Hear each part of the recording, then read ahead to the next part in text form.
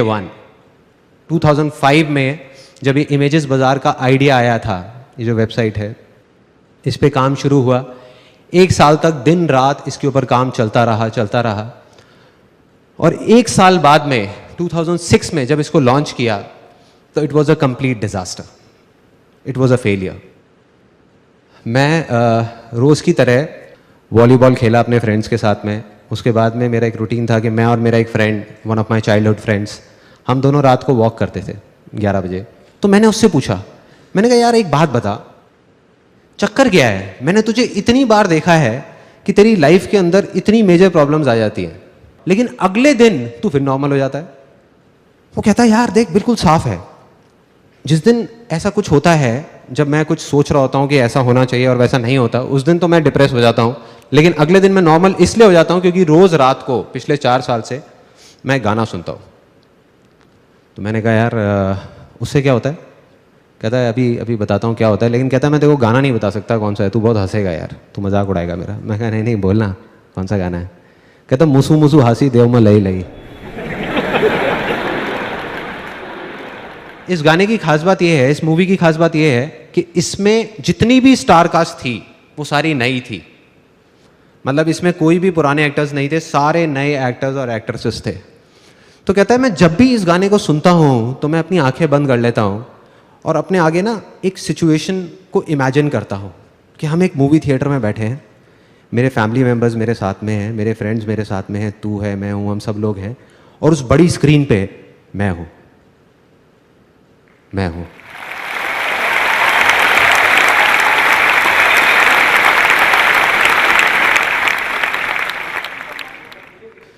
सो ये जो छोटी सी चीज सुनने में लग रही थी, ये मेरे को समझ आ गई थी कि कुछ बड़ा है इसके अंदर। मैं इमीडिएटली घर गया, मैंने कहा ये एक बार सुनता है ना गाना, मैं 50 बार सुनूंगा एक दिन में, देखता हूँ क्या होता है। क्योंकि मैं ना कोरिलेट कर रहा था चीज़ों को। मैंने एक बुक पढ़ी थी, think and grow rich by Napoleon Hill. किसने पढ़ी है यहाँ पे? पढ़ी है, ओके। सो उसमें एक इमेजिनेशन के ऊपर पूरा का पूरा चैप्टर था, और जब मैंने वो पढ़ी तब मैंने कुछ नहीं किया। मैंने कहा छोड़ना, इमेजिनेशन चैप्टर पढ़ा और आगे निकल गया। सुना उस टाइम पे बहुत अच्छा लगा, लेकिन आगे निकल गया। लेकिन जब प्रैक्टिकली मैंने अपने दोस्त को ये करते हुए देखा तो मैंने कहा करके देखता हूँ क्या प्रॉब्लम है। घर गया, जा करके एक सीडी पड़ी हुई थी, audio CD of one of my favourite songs. वो सॉन्ग मेरा फेवरेट होता था, उसको मैंने सुनना शुरू कर दिया लूप में लगा करके, पागलों की तरह। मतलब शुरू में मैं 1 बार सुना, 2 बार सुना, 3 बार सुना, धीरे धीरे फील आने लगी, धीरे धीरे मुझे लगा कि मेरे अंदर कुछ एनर्जी सी चल रही है, कुछ हो रहा है। और मैं सिर्फ एक ही चीज इमेजिन करता था उस सॉन्ग को सुन करके, उसको प्ले कर देता था लूप में बार बार, और सिर्फ ये इमेजिन करता था जो मेरा अल्टीमेट एम था। वो क्या था कि मेरी जो साइट है इमेजेस बाजार, वो सिर्फ इंडिया की नहीं, पूरे वर्ल्ड की सबसे फास्ट साइट बन चुकी है। उस साइट में प्रॉब्लम क्या थी कि वो बहुत ही स्लो थी। मतलब एक सिंपल सर्च क्वेरी भी 1 मिनट 2 मिनट लगा देती थी, और जब ज़्यादा ट्रैफिक आया था तो साइट डाउन हो जाती थी कई घंटे के लिए। जिस वजह से, क्योंकि साइट डाउन रहती थी तो कोई आता ही नहीं था, या साइट इतनी स्लो थी इसलिए कोई नहीं आता था। तो मैंने इमेजिन करना शुरू कर दिया कि ये फास्टेस्ट साइट बन चुकी है पूरे वर्ल्ड की, और सिर्फ वही इमेजिन करता रहता था आंख बंद करके। मुझे नहीं पता था ये कैसे होगा। करता रहा। तो तीसरे दिन रात को 11:30 बजे जब ये गाना चल रहा था तो उसमें मेरी एक फेवरेट लाइन होती थी। घर वाले सब सो चुके थे, मैं शीशे के सामने जाके खड़ा हुआ और ये लाइन गाने लग गया चीख करके। Do you want me to sing that? Yes और नो? यस और नो? ओके। तो अपने कान बंद कर सकते हो आप लोग अगर चाहो तो, बाद में मत बोलना कि वार्न नहीं किया था मेरे को। रोके तुझको आंधियां क्या जमीन और आसमां, पाएगा जो लक्ष्य है तेरा। लक्ष्य को हर हाल में पाना है।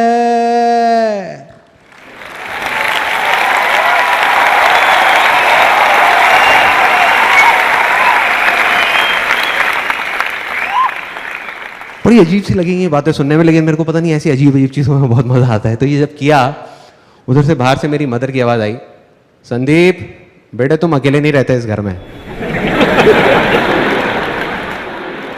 सुबह 6 बजे मेरी नींद खुली। मैंने ठान लिया, मैंने कहा अब जब तक ये साइट ठीक नहीं हो जाएगी, जब तक मुझे जवाब नहीं मिलेगा, मैं घर नहीं आऊंगा, मैं ऑफिस में बैठा रहूंगा। 8 दिन तक पागलों की तरह नेट पे बैठ करके ढूंढ रहा था, जवाब ढूंढ रहा था कि क्या होगा, कैसे होगा, क्या करूँगा, क्या नहीं। और ढूंढते ढूंढते ढूंढते ढूंढते धीरे धीरे अब मैंने प्रोग्रामिंग सीखना शुरू किया। I learn the basics of programming on my own. I learn how to read codes, I learn how to optimise search queries. आप लोग मेरे से ज़्यादा अच्छे तरीके से जानते होंगे इस बात को। डेटाबेस जो डिज़ाइन था हमारी, जो पूरा का पूरा जो पीछे का स्ट्रक्चर था, वो बिल्कुल बेकार था। तो मैंने जब वो सारा कुछ किया, डेटाबेस डिज़ाइन बनाया, पेपर पे ही अपना पेन पेपर ले करके, ये सब करने के बाद में क्या हुआ, वो जा करके मैं अपनी प्रोग्रामिंग टीम के साथ बैठा, उनको बोला कि ये हमको करना है। उसके बाद में उनको बताया कि इस चीज़ को ऐसे प्रोसीजर्स में कन्वर्ट करो, दिस वाज द प्रॉब्लम, ये प्रॉब्लम, वो प्रॉब्लम, बहुत चीज़ें हुई। 15 दिन बाद वो साइट लॉन्च हुई वापस से रिवैम्प करके, और अब की बार वो साइट नहीं रुकी, चल रही थी। तो वो जो चीज़ 2 मिनट लग रही थी, 1 मिनट लग रहा था, it came down to 1 second, 2 second, मतलब सारी प्रॉब्लम सॉल्व। और जैसे ये चीज़ हुई, उसके 1 महीने के अंदर अंदर, ज़्यादा टाइम नहीं लगा, ट्रैफिक आ गया साइट के ऊपर, लोग आने शुरू हो गए, सेल्स होनी शुरू हो गई, सब कुछ ठीक हो गया, सारी प्रॉब्लम जैसे कभी थी ही नहीं ऐसा लगने लग गया।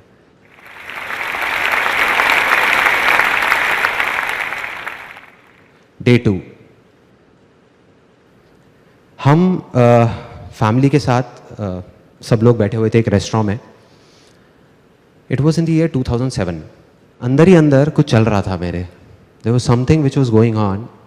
और वो क्या था कि हमारा जो बिजनेस था, ये जो इमेजेस बाजार था, ये ना ग्रो नहीं कर पा रहा था। It was kind of stuck at the same level.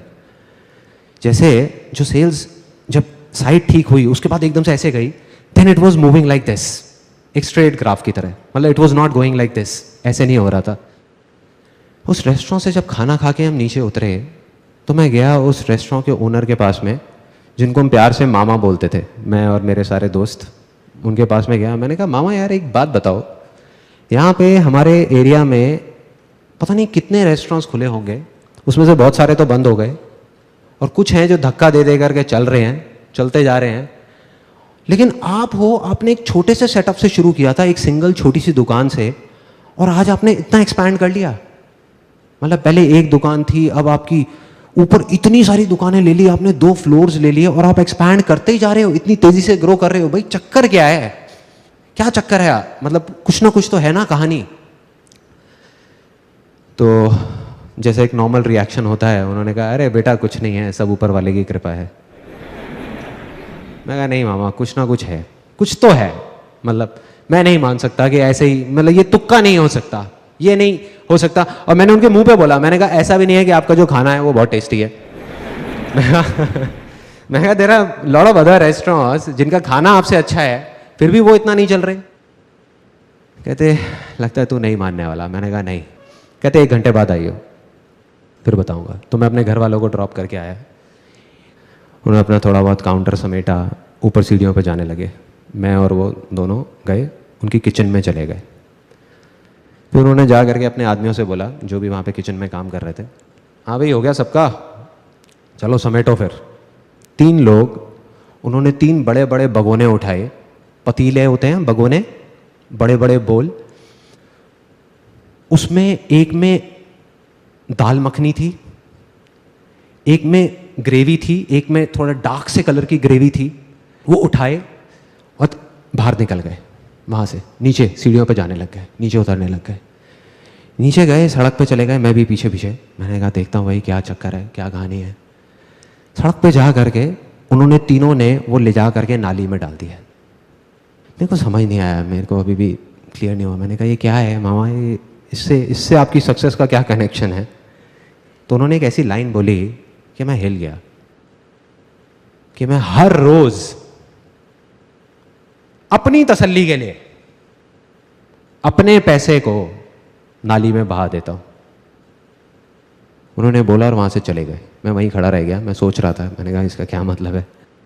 मैं घर गया, नींद नहीं आ रही थी, सोचता रहा, दिमाग चल रहा था। मैंने कहा, इसको ब्रेक कर करके समझना पड़ेगा, एक बार में पूरा समझ नहीं आएगा। तो उसका पहला पार्ट कि मैं हर रोज, मैंने कहा समझ आता है, इसका मतलब यहां तक समझ आता है, अपनी तसल्ली के लिए। ये सेकंड पार्ट था उसका। मतलब कि वो ये जो कर रहे हैं वो अपनी तसल्ली के लिए कर रहे हैं। इसका क्या मतलब हुआ कि वो किसी और की तसल्ली के लिए नहीं कर रहे। कोई और कौन? मैं, जो उनके रेस्टोरेंट में खाना खाने जाता हूँ, या मेरे जैसे और बहुत सारे लोग, मतलब कि उनके कस्टमर्स। यहां पे बात कर रहे हैं सेल्फ सेटिस्फैक्शन की, ये अपनी तसल्ली की बात कर रहे हैं, कस्टमर सेटिस्फैक्शन की बात नहीं कर रहे हैं। और मुझे धीरे धीरे समझ आने लगा हमारी प्रॉब्लम, कि हमारी प्रॉब्लम क्या है, इमेजेस बाजार की प्रॉब्लम क्या है, कि हम कस्टमर सेटिस्फैक्शन पे जा करके रुक गए हैं, अटक गए हैं। कस्टमर सेटिस्फाइड हो गया, शांति से बैठ जाओ ना। तो इस वजह से हम शांति से बैठे हुए थे। हमने कहा हाँ सब सही है, सही है, सही है। तो यहां पे समझ आने लगा, मेरे को समझ आने लगा कि मुझे क्या करना है। और उसका जो लास्ट पार्ट था उनके डायलॉग का, कि मैं अपनी तसल्ली के लिए अपने पैसे को नाली में बहा देता हूं, इस डायलॉग ने मुझे हिला के रख दिया अंदर तक। ये मेरे को समझ नहीं आ रहा था।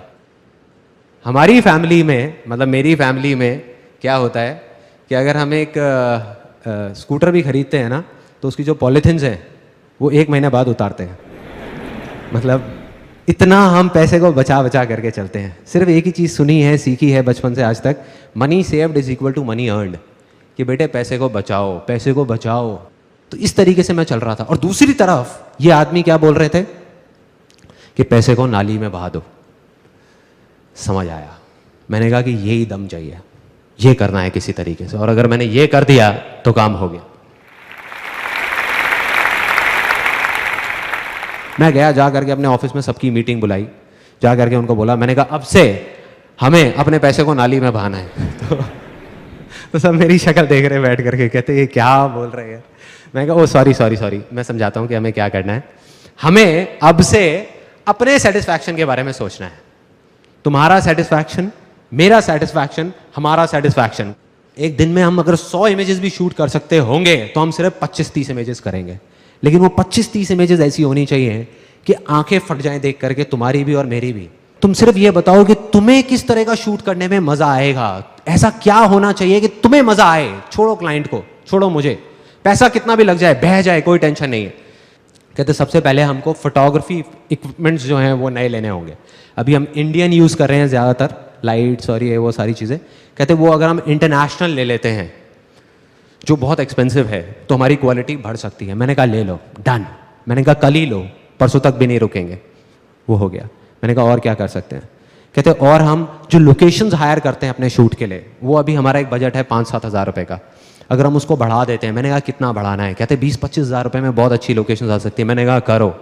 मैंने कहा इंडिया से हम फॉरेन में मॉडल्स लेकर के जाएंगे, वहां जाकर के शूट करेंगे, करो।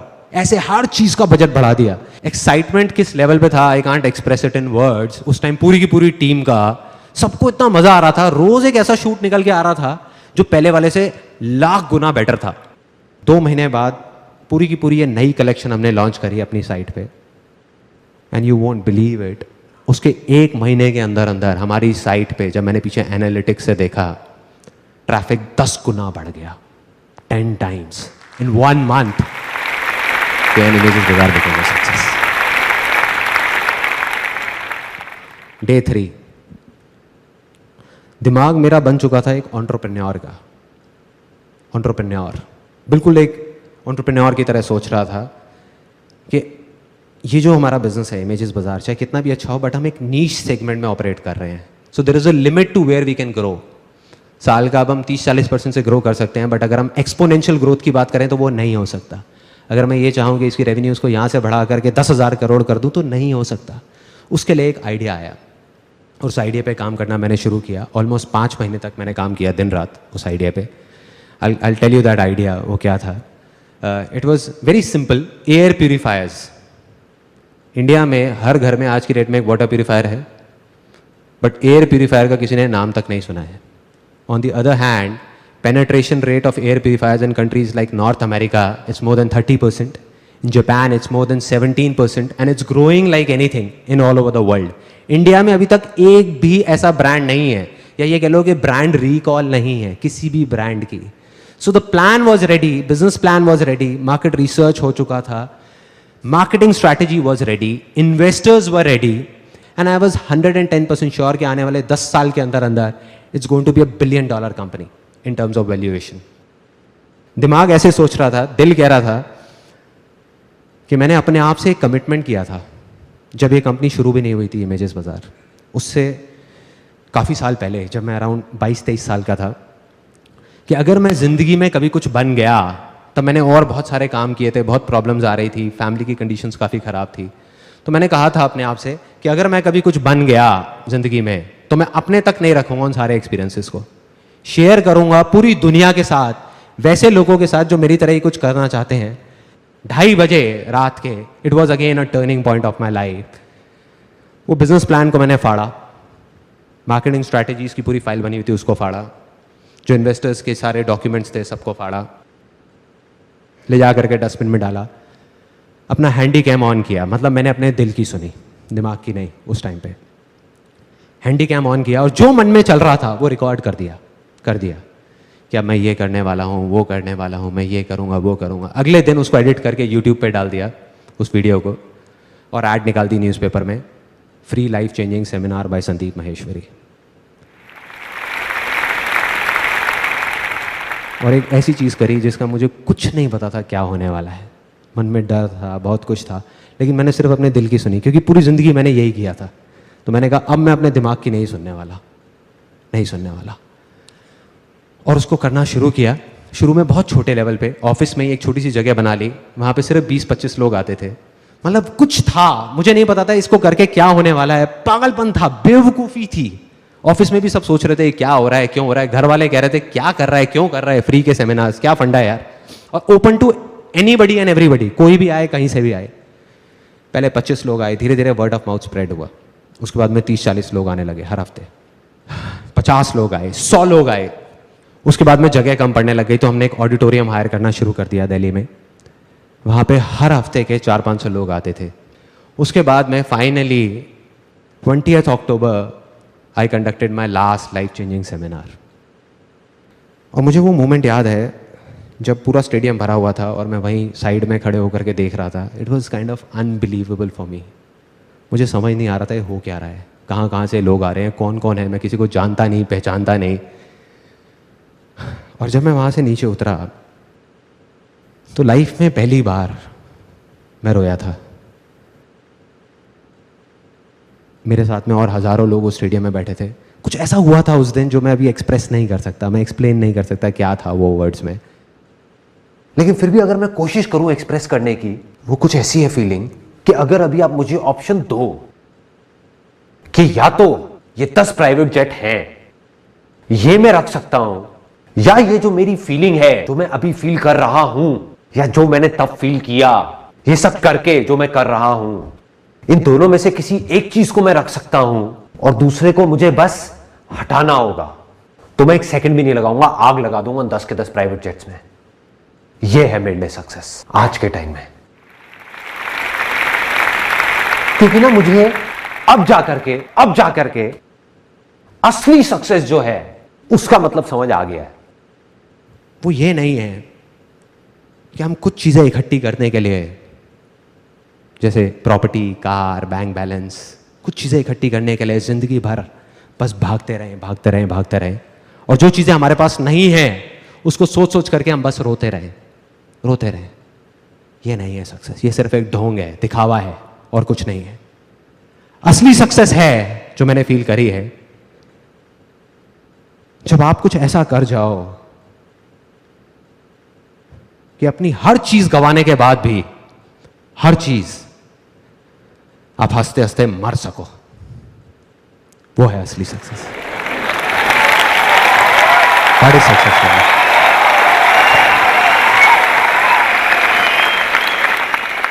Thanks.